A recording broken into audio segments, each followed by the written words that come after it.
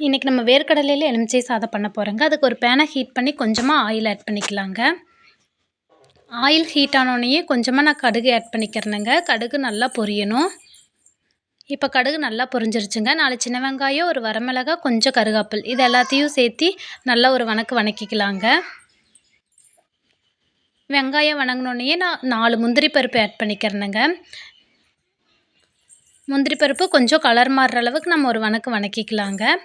இப்போ முந்திரி பருப்பு கொஞ்சம் கலர் மாறிடுச்சுங்க. கொஞ்சமாக மஞ்சத்தூள் ஆட் பண்ணிக்கிறேனுங்க. மஞ்சத்தூள் அதோட பச்சை வாசனை போகிற அளவுக்கு நல்லா வணக்கிக்கலாங்க.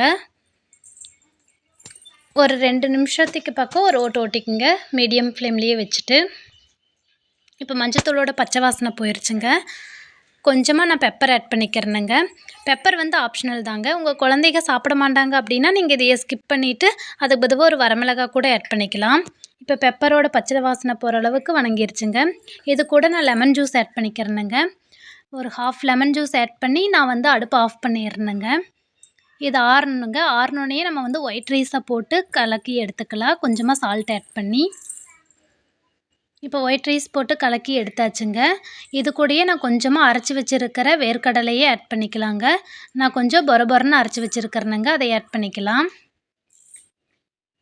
இது கூடவே கொஞ்சமாக நட்ஸ் பவுட்ரு ஆட் பண்ணிக்கலாங்க. நட்ஸ் பவுட்ரும் ஆப்ஷனல் தாங்க. நீங்கள் வேண்டாட்டி இதையும் ஸ்கிப் பண்ணிக்கலாம். இது எல்லாத்தையும் போட்டு நல்லா ஒரு கலக்கிக்கலாங்க. அவ்வளோதான், வேர்க்கடலை எலுமிச்சை சாதம் ரெடி. Tata, bye bye.